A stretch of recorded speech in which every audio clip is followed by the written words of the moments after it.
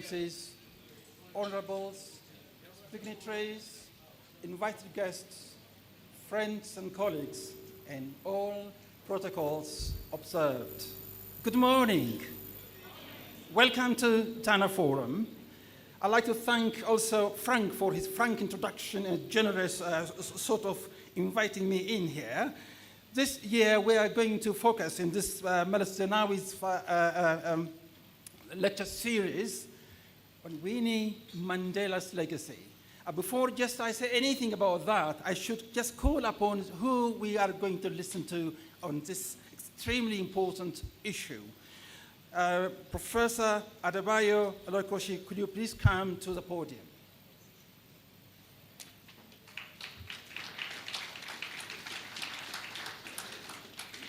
Her Excellency, Dr. Speciosa Wandira Kazubwe, can you just be here? Thank you so much indeed. Dr. Rahel Kasahun, can you just come to the podium once again? This way.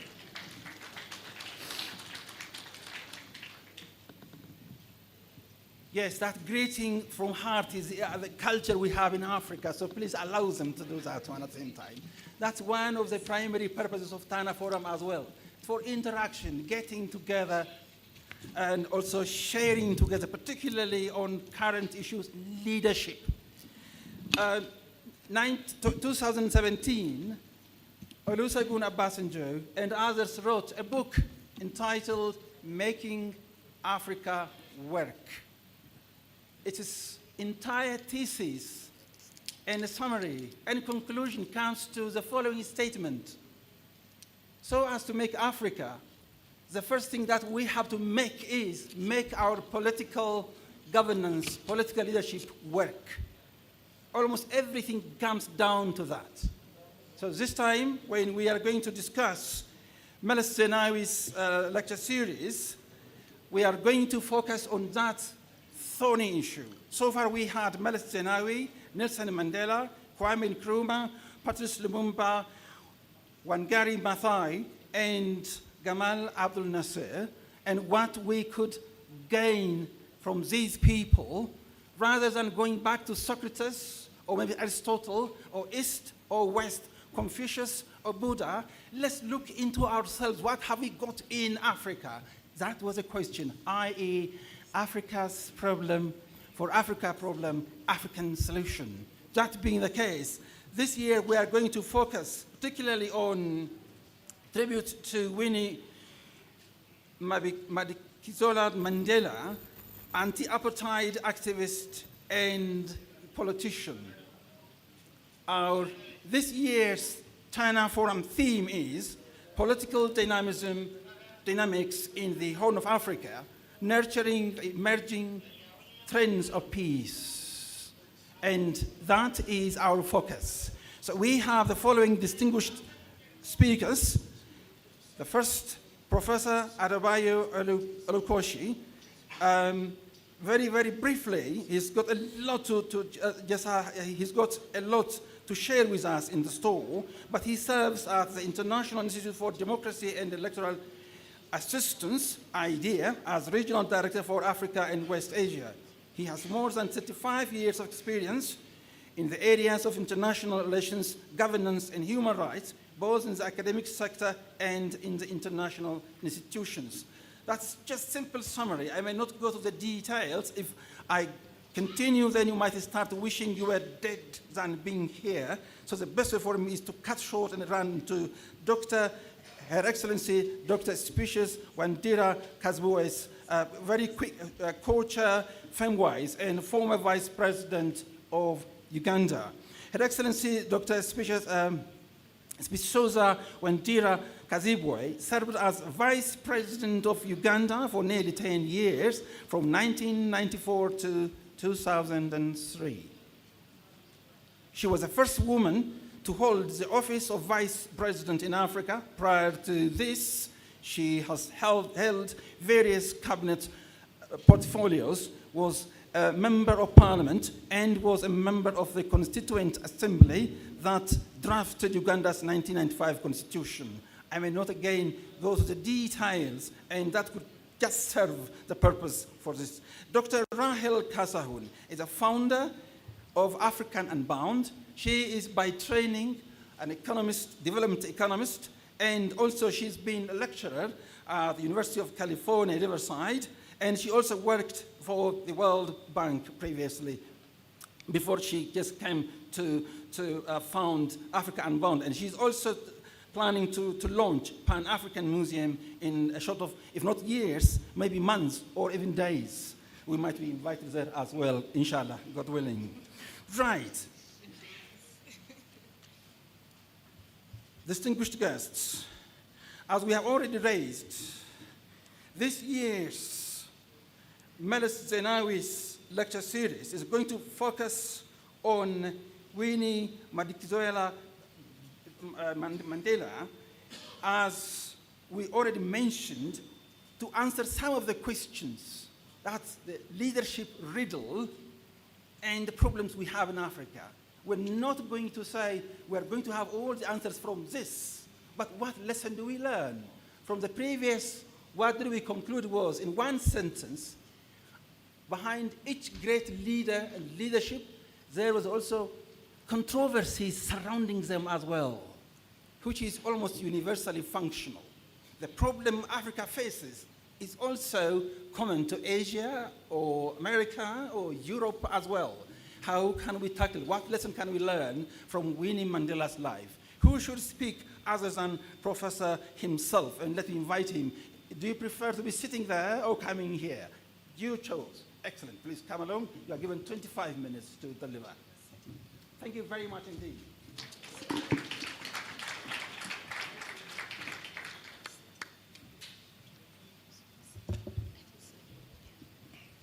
Thank you very much indeed, Master of Ceremony. Our distinguished chair for this session, former Vice President of the Republic of Uganda. I'd also like to pay homage to our former presidents who are present here with us, presidents from South Africa, from Malawi, and from the Central African Republic, Foreign Minister of Rwanda, who is also here, ambassadors, colleagues, distinguished ladies and gentlemen. I think I was hoodwinked into accepting this responsibility. Let me explain. When the second Meles Zenawi lecture was going to be delivered, it was to be delivered by none other than President Thabo Mbeki. It was on Nelson Mandela. Other duties called, and President Mbeki was unable to come to Tana. I arrived in Tana. I was given a very highly unusual VIP welcome, and I was told that I was to come straight to Avani to see President Obasanjo, chair of the forum. I met him, and he asked me if I had that thing that they call iPad. And I said, yes, I have an iPad. And he said, okay, so you will take it and you will go and write something tonight that you will deliver tomorrow, because we are not going to cancel the lecture. And now I come in this morning, conscripted at the last minute. I see people who are far more better qualified, eminently so. And I'm looking at you, President Mbeki, to speak about your comrade, long-term associate. I look at Dr. Joyce Banda and others, and I begin to ask myself, what did I do wrong? Nothing? Well, I accept the challenge. And I want to accept it on the basis of a very personal experience. I think for many people of my generation, of young Africans of my generation, and perhaps even of older generations, it would be impossible to tell the story of our own upbringing and of our own growth into some form of political maturity without having had the opportunity to engage with Winnie Mandela. From a distance, in most cases, After all, very few of us were able to visit South Africa until after the release of Nelson Mandela, especially if you were not transiting from one of the Southern African states through South Africa for one reason or the other. But she was somebody whom, even when we knew her only from a distance, through what we heard and what we read and what we saw on television, we kind of felt an affinity to. An affinity that made it possible for people from different walks of life, whether it be student activists, of which I counted myself as a partisan in a northern Nigerian university, Ahmadu Bello University, or whether as trade unionists, or as civil servants, or as women activists, even as musicians. And one of the best dance music which we had in Nigeria at the time, in the 1980s, when the final battle for the soul of South Africa was joined, and the mass uprisings showed finally that the apartheid system had become untenable for one day more and was about to collapse. With all of that turbulence around us and within South Africa. Onyeka Onwenu, does that sound familiar? She wasn't really a professional musician. She was a journalist at the beginning. Waxed a record that became almost an anthem at least for us who are activists. Winnie Mandela, Mother of Africa, fighting to be free. And we danced to it as part of our own self-mobilization in solidarity for the struggles of the people of Southern Africa for liberation. Mandela was released in 1990, came on a visit to Nigeria. By then, I was no longer a student. I had taken up a career at the Institute of International Affairs. And it was the duty of the Institute to produce the foreign policy speeches of Nigerian presidents at the time. I was called upon to produce a speech to welcome Nelson Mandela to Nigeria.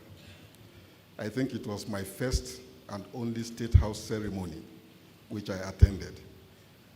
Primarily, not really because of Nelson. It was good to see Nelson and to be able to shake hands with this great legend whom we were also tutored on in the course of our development, but particularly to see Winnie Mandela.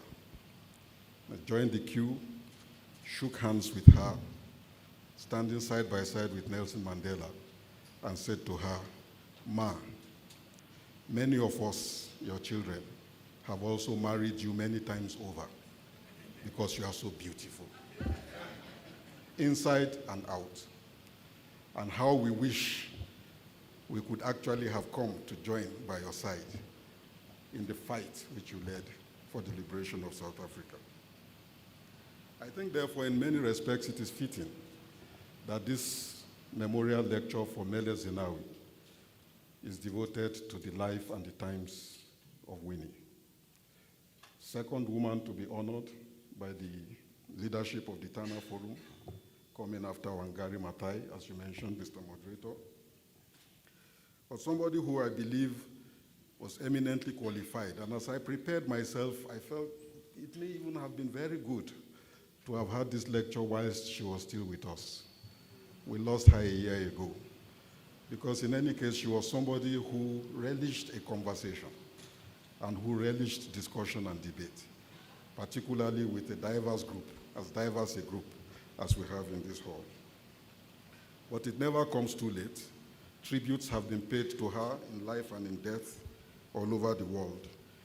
And I hope that this particular occasion will go down, at least in the annals of the Tana Forum, as our own particular way of recognizing the contribution, immeasurable contribution, which she made through her life story and experience to the struggle for human freedom. And I really want to underscore human freedom, because in a certain sense, it's also not right simply to confine her to Africa.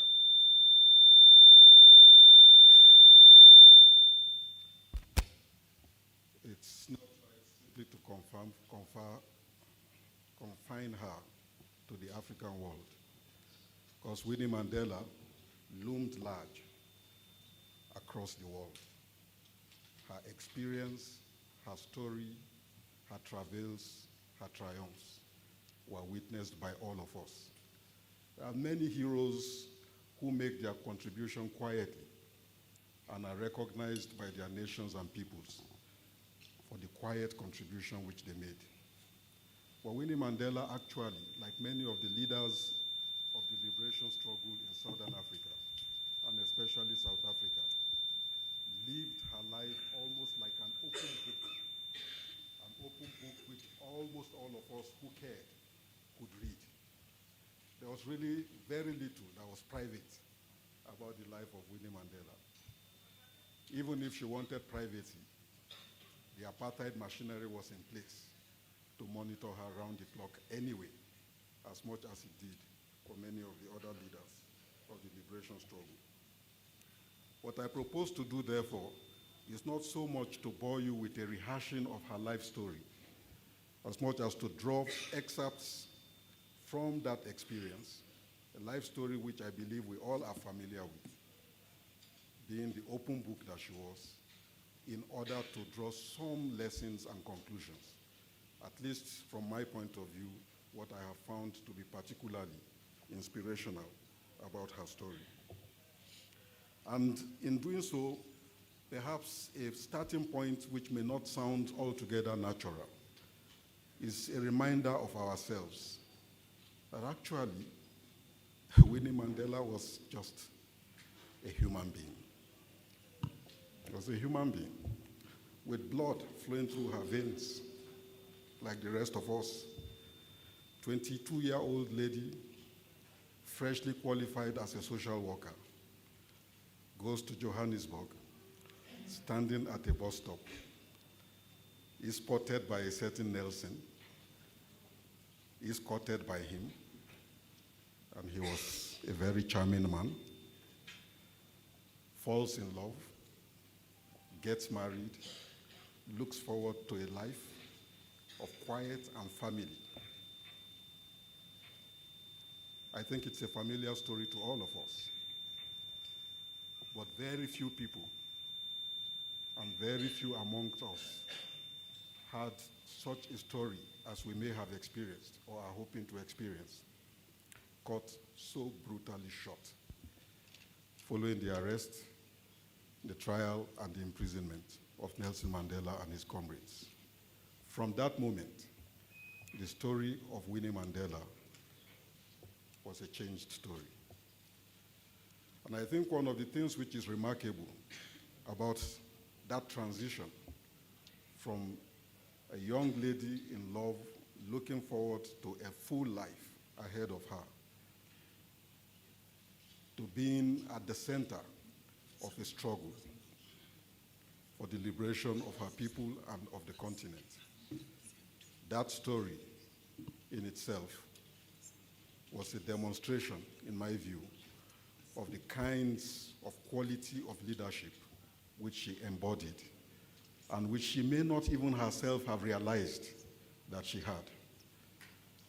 Necessity is often said is the mother of invention. In this particular case, circumstances thrust her into a role and a function which she probably did not prepare herself for.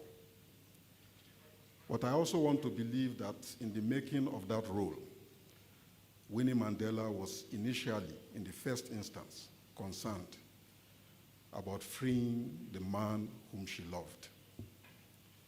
A concern which was primordial in a natural sense, but which, in unfolding itself, also generalized into a concern for the liberation of an entire nation and people.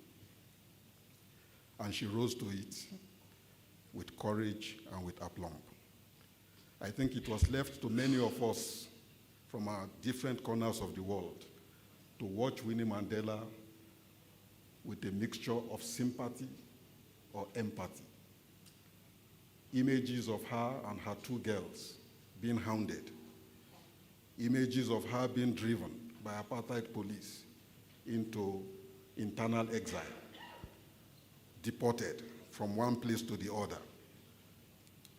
Evidence of torture, repeated harassment played out on our television sets, and sympathy welled up in many of us. But she never succumbed to self-pity. Rather, out of adversity, a woman was toughened, and in being toughened, she became the voice and the face within South Africa and around the world of the fight against an unjust system. The exercise of agency, the discovery of an inner strength to be able to overcome adversity is probably one of the best examples of a life of courage and fulfillment which Winnie Mandela left with us. And I draw a parallel between that experience and what many of us also see with the state of our continent, where many would easily surrender to a state of helplessness and even feel that the circumstances were so terribly bad that nothing but hopelessness would be realistic. Think of the times Mandela and his colleagues were in prison. The rest of the key leadership of the ANC had been driven underground or into exile. It was probably one of those low moments of the liberation movement where it needed to regroup and to re-strategize. And in the interim period, a struggle still needed to be fought and to be prosecuted. And the one person who managed to rise up to the occasion, even as a re-strategizing was going on, was none other than this woman who, for the sake of love, the love of her husband, was to take up a struggle which also became love of country. And she said it on many occasions, that she had become married to the struggle. It was not always obvious that when she got married to Nelson Mandela, she was very clear that she was getting married to a struggle. And in the course of that struggle, with support from inside and from outside, from the ANC within and the ANC in exile, from ordinary people of South Africa, drawing on the well of experience which she herself had quickly accumulated, including her training as a social worker, which gave her an uncommon touch with people, she was able to emerge and to emerge as the representative of the aspirations of the people of South Africa and indeed of all of Africa for freedom and dignity. Great people are often people who carry many scars with them. And I don't think in our assessment, certainly not in the stylized biographies and narratives, which often come to explain the lives of those who have had the biggest influence in shaping our consciousness and our destiny as a people. We never really hear so much about the scars which they carry. In the case of Winnie Mandela, those scars were many. She may not have betrayed them openly. She may not have been the one who would mount a podium to shed tears about being beaten or being tortured or being harassed, but rather to wave that hand of defiance and to say that the struggle has to continue. But the scars were there. Jabulo Ndebele, in his book, The Cry of Winnie Mandela, I think attempted to draw our attention to the fact that that human being also carried many pains within her. Many pains that included pains of a very personal nature that you really cannot even begin to share with many. and which not too many can fully understand, even if you try to share with them, because of their very personal nature. How can you share the pain of being separated from your husband at a youthful age with anybody? Or being left to bring up two young girls all by yourself at a time when many around you, afraid of what the apartheid machine could do, actually, even if they were sympathetic to you, learned to keep a distance in order not to get involved. And it is just one of the examples, of the many examples of the pain and of the scar which she carried through her life, and which came to define her as the years also went by. But perhaps I don't think there is any scar or pain that could have been worse than that which came up at the end of apartheid in the context of the inquiries around some of the violations that took place. I think many of us here, even though there were many who jubilated that finally Winnie Mandela had been nailed, standing in the dock for the death of Stumpy. You might remember the images. But for many, it was nothing other than the evidence of the kinds of wrong calls which some great leaders in circumstances as horrible as those which took place in South Africa in the dying days of apartheid compel on great leaders. Even if she was not directly complicit, Winnie Mandela was put on trial. From being a victim, she became, in the eyes of many, the villain. And I think of her and I say, well, this had to be the lowest moment, perhaps, for her.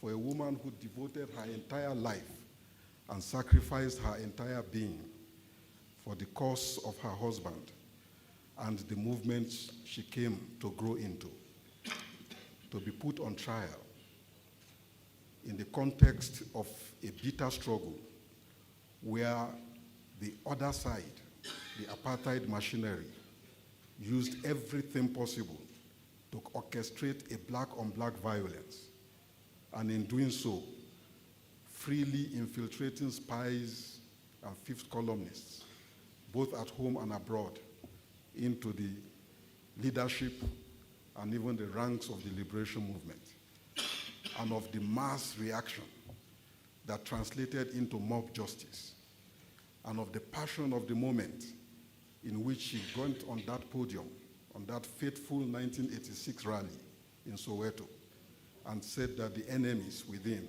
had to be necklaced. It resonated with the audience. It was to come back to haunt her at the end of apartheid. And there are those who would argue that it may not have been exactly fair to have put her on trial for the many violations that took place in the context of the anti-apartheid struggle, and certainly not to make her the biggest villain of the entire struggle, either on the side of the perpetrators or on the side of the victims. Historians will debate this for a long time to come. What I saw and what I took out of the entire episode was of a woman who may have been down again, for the second time in a dramatic way in her life that has been lived so publicly, but who was not out.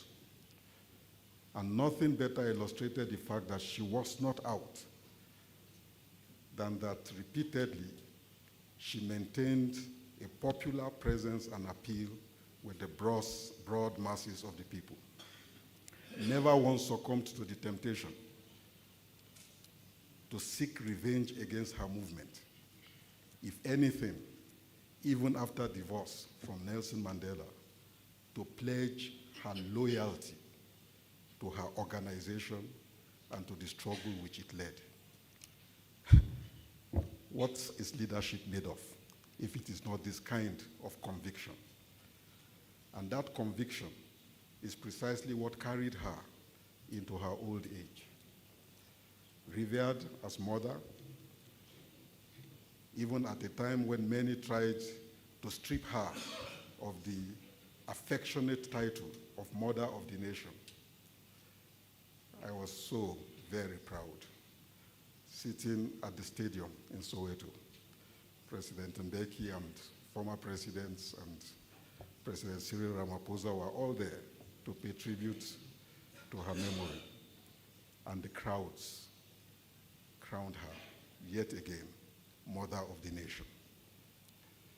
And I think it could have been, if she was watching, a kind of farewell that she could have wished for. Say, in spite of all of the mistakes, in spite of all errors, which leaders like her are prone to make in the heat of struggle, and there is no leader anywhere in human history, regardless of the narratives that have been spun to present the image of perfection, who actually goes through their entire experience on the basis of saintliness. And Winnie Mandela was not a saint, nor did she ever claim to be a saint. She did not shy away from controversy. She wanted controversy of the type that will help to resolve the logjam in her country. She was not afraid to speak of her own experience and to take a position on what she thought was right for her people and her country. And it is in that she inspired many, inspired so many of us, and galvanized the struggle of the people of South Africa to become perhaps one of the greatest symbols of liberation for all time. Now, to grow in the shadow of a man like Nelson Mandela. How many of you know the name of Einstein's wife? Albert Einstein? So, Winnie Mandela was part of Nelson Mandela's story, but she also had her own story, and it was a heroic story. Thank you.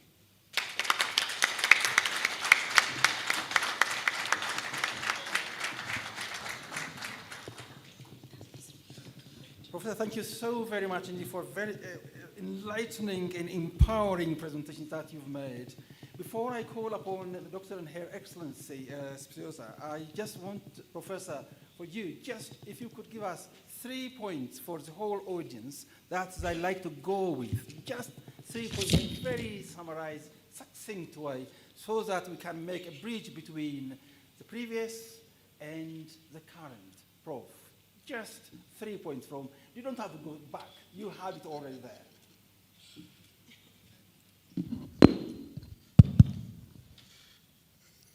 I was so afraid of you that I needed to stop speaking.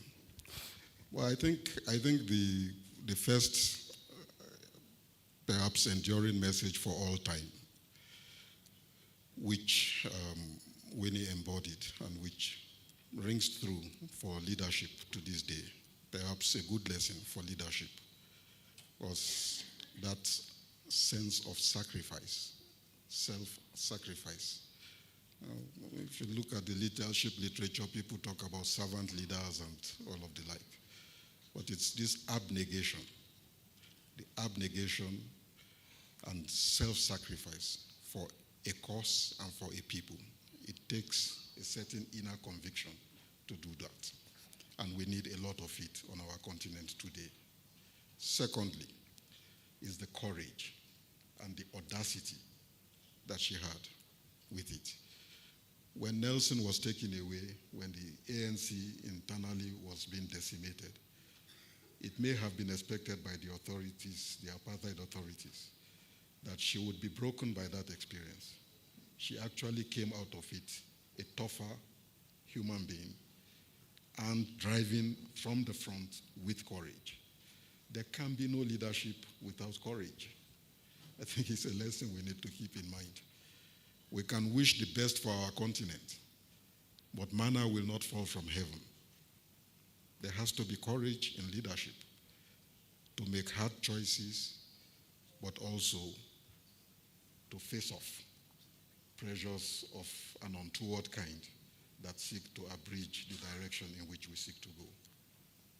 I think the third component is that connection that has to be maintained with the people. And the weakest moment of Winnie Mandela, in my view, was that moment when that connection between her and the mass of the people got ruptured. In the 80s and 90s, amidst all of the turbulence and the contestations, including the so-called black-on-black violence that was orchestrated and which triggered counter-reactions of the kind that mired her in controversy. And you might recall that she actually did say at her press conference that, but I love the people. I love the people. They are my strength. And I think this is also one of the things which leadership in our continent today must keep at the forefront. We cannot achieve transformation on the continent of the kind which we seek if the gulf between leadership and citizens remains a wide gulf. We must come down from our Olympian heights and ground with the masses. Shall I give another round of applause, please? Wonderful. Yes, thank you so very much indeed. Self-sacrifice, courage, and of course, accountability, connection, coming down to the people. Absolutely. These are for the young leaders who are just at the back. By the way, I am going to also, without any permission from IPSS management and Secretariat of Tana there, the first thinking for us was to have a woman speaking from the very beginning, because we follow the Ethiopian and African as a whole tradition saying that Set Mala Atadam, or women have always the intuition, not only the knowledge, the wisdom as well. So we are replete with this violence. So why don't we talk to the women? Why don't we see the other dimension? They who really hold the key, not only for husbands, but for the country as a whole, not only a society, a family. So we discussed that one to be altogether female-led, but unfortunately the one who agreed previously couldn't appear, so we have to opt for another person who can play double role, professor, as you have seen already. Thank you very much indeed. So, following that line, we are going to have that alternative future, alternative thinking from women's perspective, who are loving, who are caring, who also are leading as well. Who should I call other than, of course, Her Excellency Dr. Speciosa Wandera Kazibu. If you want, you can be sitting there, to be honest. It is not discrimination. Oh, great. Please, as she comes here.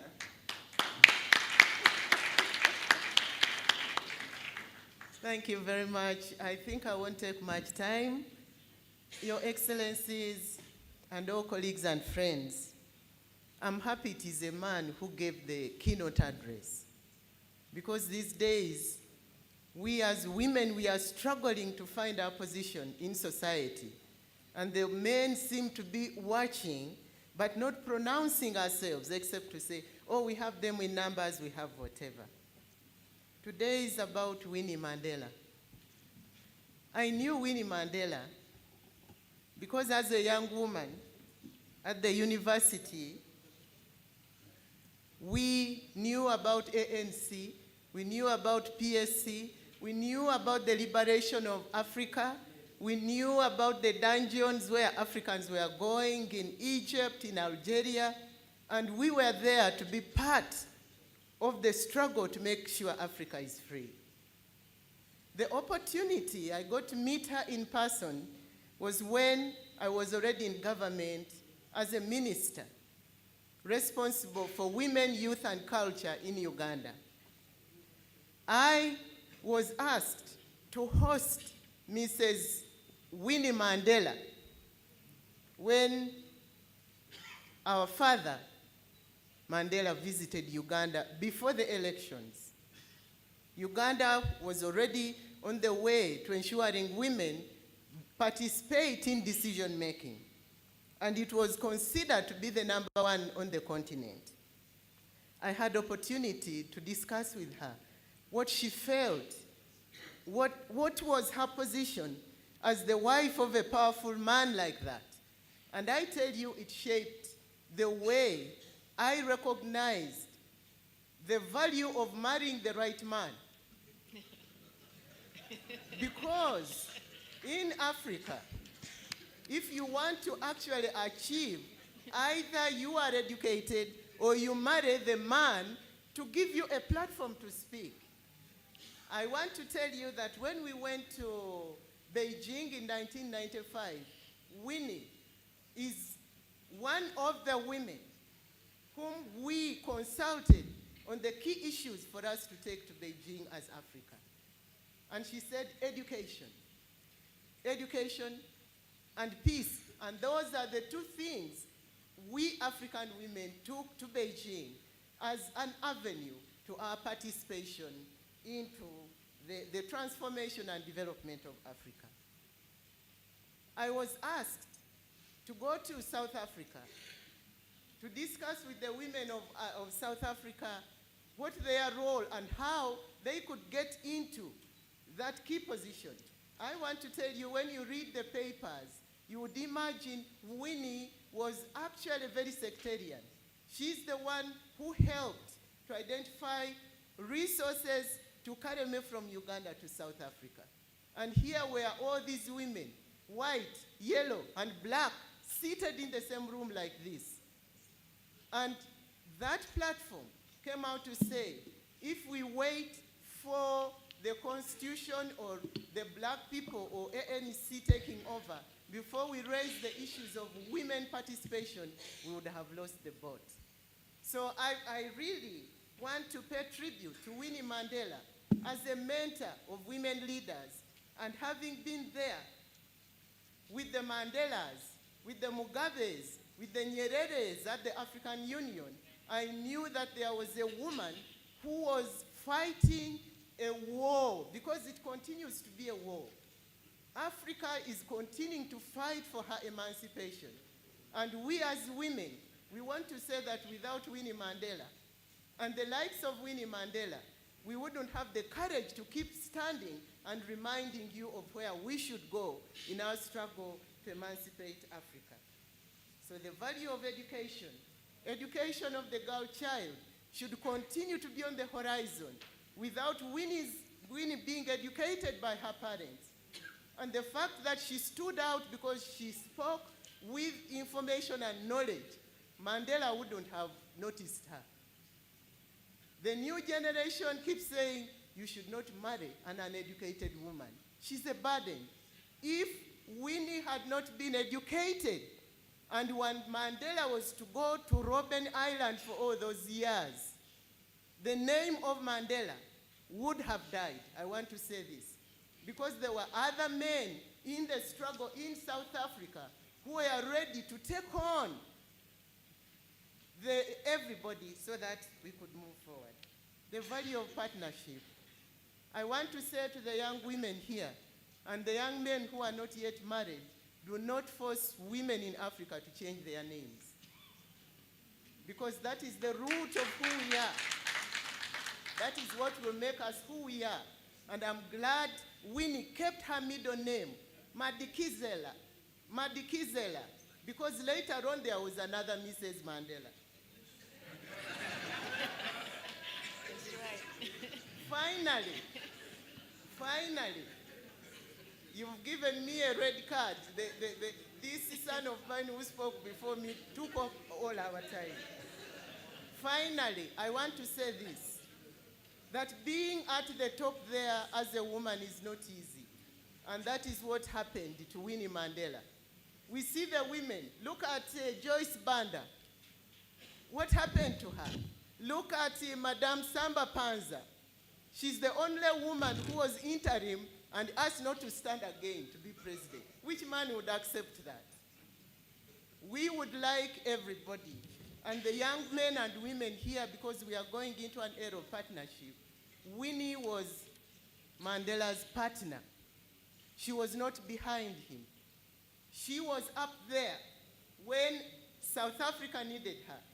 She was there for us as women when we needed her to help us in whatever issues we needed to put forward. So I want to salute my sister, because if you are a Christian or believe in God, the spirits are always there. And that I would like to really say that while we have many Mandelas across Africa, you, the young women who can still give birth to daughters, have Madikizela all over Africa. I thank you very much.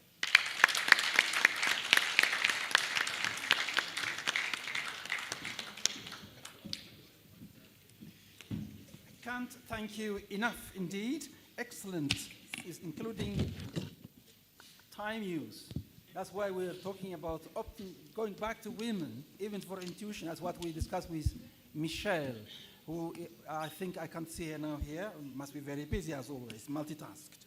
And then, if we also turn back to just at least 1 or 2 points that these people must go with. You told the young women not to change their names. There could be a possibility of having another one. And also there are so many other exciting points, but at least 2 points that everyone should buy into. How about the males? They all are your children. So how would you advise your boys as well? You girls, all right, fine, now they're ready. Just 2 points. My 2 points: educate the girl child. Educate her, educate her, educate her, and it's not only about going to school, but make her whole so that she believes in herself. That is the example the parents of Winnie Madikizela Mandela did for us. Secondly, what Winnie showed us is that you don't wait for things to come to you. Go for them. I want the women of Africa to go for it. These men here will not make way for us. It's an issue of power. And Winnie took that position and held on to it despite all the issues. And she stayed up there. Those are my 2 points. Thank you. Thank you so very much again. Dr. Rahel, if you like, you can. May I? Sure, please. Thank you very much. It's a great honor to speak about a very honorable woman, and to the speakers, to the 2 speakers who spoke before me, Bayo and Dr. Speciosa, thank you so much. You told a beautiful story about her, and we need to. I want to start my comments by saying. We've always talked about shaping Africa's narrative. We talk about we Africans need to shape our narrative. And I think that starts at the individual level. We have to, who is Winnie Mandela to you? We should read about her. We should interview the people who knew her. Unfortunately, I don't have a personal story to tell about her. I didn't have the great fortune of meeting her. But we have to inform ourselves, and we need to know our heroes and our legends and our leaders, so we can tell a balanced story, so we can know and learn from their experiences. 400 days in solitary confinement. How would that impact you? How would that change your personality or your worldview? We should ask ourselves that question. We read, after her passing, we read stories about her being an angry, bitter, unforgiving woman. Why wouldn't she be? I mean, if she was that, she went through so much. She was under constant, unrelenting harassment. She was violated, tortured, been through so many. Bayo, you talked about her scars. she lived a very, very difficult life. But I think what I want to emphasize here is that we need to tell the stories of our leaders, of our heroes. We need to take the time to know them, to understand them, because when we do that, we're creating space for emerging leaders, for young leaders to rise and shine and make their contributions to the society. Particularly at a time when we look around in the world now, and including Africa, there are a lot of leaders, we see so many of them very egotistical and in positions of power to serve for their own self, to ease their sense of powerlessness, and to just, for nothing bigger than themselves. We see we have to honor the likes of Winnie Mandela, who gave so much of herself. And all of it was to uplift, make a difference for the people of South African society, and to end that very oppressive system that dehumanized the South African people. So I'll end my comments there. I promised that I would make mine short. Thank you very much.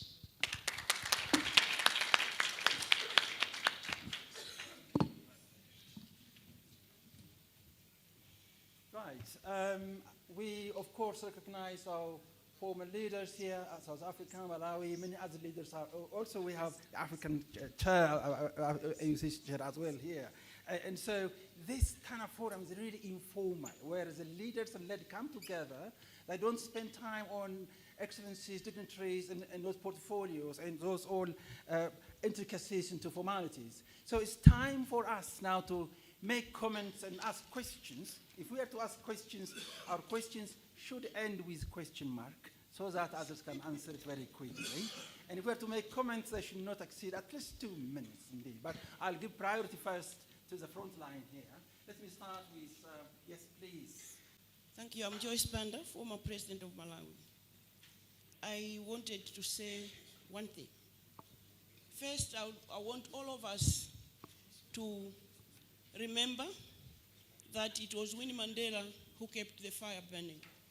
President Nelson Mandela was not alone at Robben Island. But this is one woman, as some of us were growing up, who kept the world aware about her husband's situation and fought for his release. I wanted to put that on record. Number two, I was very fortunate that I was able to speak on behalf of SADC when I was chair of SADC at the funeral of President Mandela. In that speech, I recognized Winnie Mandela's role. And from there onwards, she looked for me, and we became very close towards the end of her life.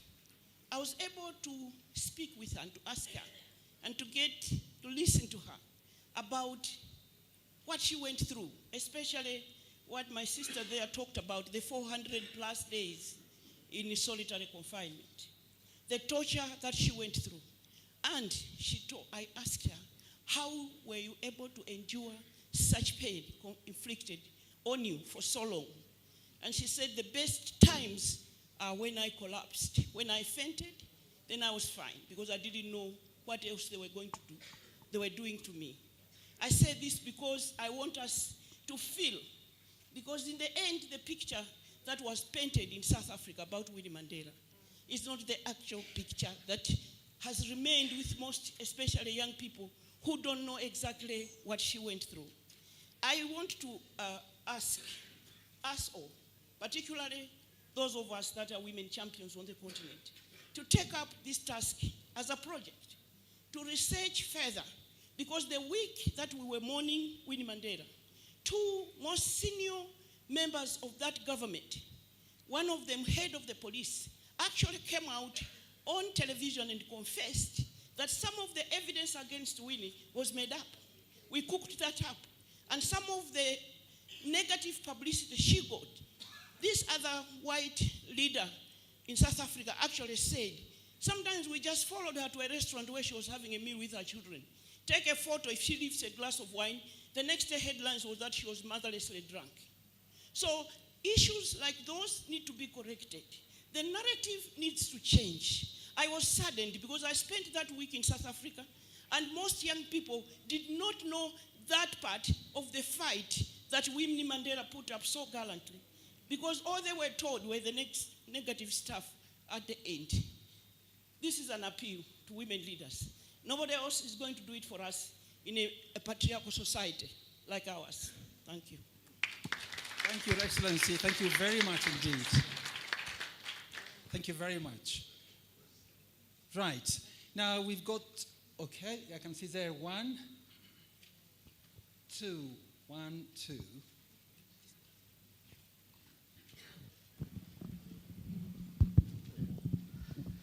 Thank you very much. It is not easy to produce a balanced narrative on lady who is controversial as Madikizela Mandela, actually. She's a controversial lady, wasn't she? Well, my little reading of her at least reminds me of two things. One, at least with the verdict of the Truth and Reconciliation Commission report, she was morally and politically accountable for the illegal practice that was used with the Mandela's United Football Club, resulting, of course, in the kidnapping of Skopi Sepai. Well, that should always be on record. I know. I like your positive reflections, but as one of the speakers said, a balanced report is always not easy. And I have noticed that difficulty in the presentations that you have encountered, actually. Second, Winnie was alone when she was around her death, actually. The ANC is a party which has really fought hard. But do you think that the ANC was there during her hard times, actually? Thank you, Marha. Thank you very much indeed. Very well done. Now to Hannah. Yes. Okay, thank you so much. I wanted to share That's that. the last question. Yes. When I was growing up in Sweden, in diaspora, it was actually the images of Winnie Mandela that really awakened my political and social consciousness, and that of so many others, boys, girls, women, and men. So she was a true icon in the truest sense of the word. And yes, she grew into a leader, but I also see in her a woman who was born a leader to the extent that one can have innate leadership qualities. So a question keeps ringing in my head, especially from Professor Adebayo's beautiful exploration of her life. Could Winnie not have been Winnie, this icon, this leader, without Nelson Mandela? Were her political convictions, at least the genesis of them, were they also not formed apart and before Nelson Mandela's arrival in her life? Thank you very much indeed. 2 minutes each. My first minute is to the gentleman, because I didn't see his face, who talked about the Stompy case. And I have this to say. At the time, in my opinion, because I'm not a student of political science, a practitioner of ETS, I knew that what was going on in South Africa is to try to balance the atrocities of the apartheid regime and compare them with what the ANC or its operatives could do. So to me, it was a comparative study. And when I weighted it, certainly, as a leader, knowing what goes on all over the world, there is no man who has been president of a country or leader of a party who has been put to book the way Winnie Mandela was in her own community for crimes that were related to fighting for the freedom of the people. In a tribe in my country, we say ensi egula mirambo, meaning that if it is on the blood of those people who care for everyone that we are actually planting the seeds for the future.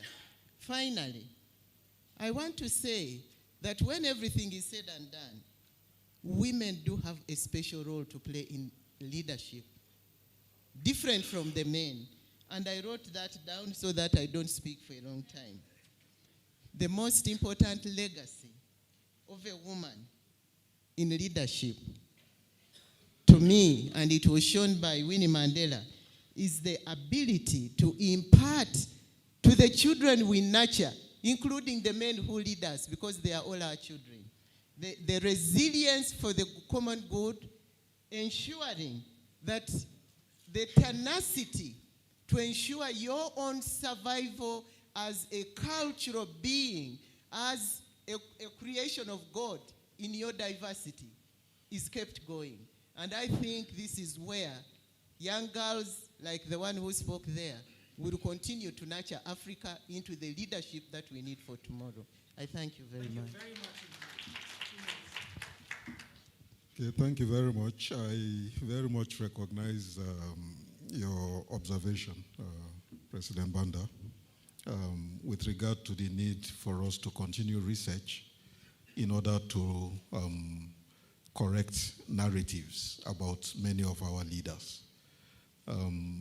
Narratives that were told about Winnie Mandela are not too dissimilar to narratives you would hear about Kwame Nkrumah, for example. Some of the things that Kwame Nkrumah was alleged to have done, and when the declassification of documents takes place 25 years after in the United States and in the UK, you begin to see a different story behind the story. And not to talk of the confessions, which you referred to. And I think much still needs to be done about what happened in the 80s, leading to the release of Nelson Mandela and freedom in 1994. Much still needs to come out, which cannot come out yet, which will probably not come out for yet a while, that we would need to take into account. But even on the basis of what we know, and this goes to the second observation that was made, even on the basis of what we know, I think it is fair to say that there is no successful leadership that leaves a lasting imprint anywhere in human history that does not have controversy with it. So why would the wrong calls, as I put it in the paper, that Winnie may have made or did make result in a wholesale destruction of a legacy and of a contribution? And I think this is the issue. I don't think I hedged, really, in terms of my own assessment. The world witnessed an uncommon heroine in Winnie Mandela. She made a contribution that was unambiguous, not just to freedom in her country and on our continent. I place her in the pantheon of some of the best freedom fighters the world has seen. And the evidence is there. I mean, 90% of us would have been broken, completely broken, by half of what she went through. And, you know, not much effort was left in trying to entice her to betray the ANC and to betray Nelson Mandela. These are all documented. So I think it's important for us to keep it in mind. I had a counterfactual in the paper, actually, also, when you read the paper. My counterfactual was, which is not too dissimilar to yours, what would have happened if she became a collaborator of the apartheid regime? What would have happened? And I think it helps us, even if there can be other counterfactuals to my counterfactual and your counterfactual, Let me just end this sentence, please.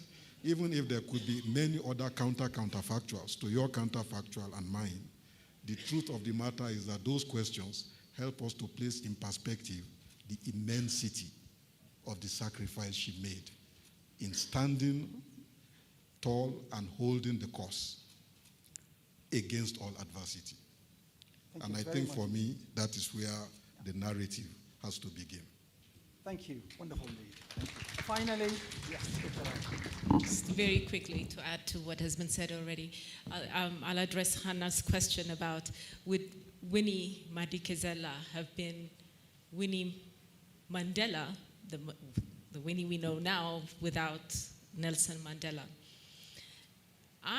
My feeling is, I think when Nelson Mandela met her and fell in love with her and chose to marry her, he must have sensed that there is this fighter, this courage, this woman who embodies tremendous courage, intelligence, dedication, honor. He must have sensed that beyond the beautiful face, of course. He must have sensed that that was there and that she would be a good partner to him. I'm not going to talk about counterfactual. You've addressed that, so yeah. Thank you very much indeed, all the presenters to us. And I also like to thank you very much for the civil discourse you maintained, which is foundation for democracy. And at the same time, do 99 things good and do just one thing, a slap of mind. You'll be remembered for that one thing rather than 99 those good things, to be honest. Unfortunately, that's in our human nature as well. But there is a lesson for us to learn from this lecture series. It is just to continue to provoke your thoughts, to continue to enter into conversation. That's the main point. So I'd like to thank you so very much for very active participation. At the same time, I'm going to give you some piece of information given to me from the organizers. You've got about 15 minutes break outside before you go to the next discussion and lecture. So thank you so very much. Let's continue our spirit of Tana outside and networking. God bless you abundantly and goodbye.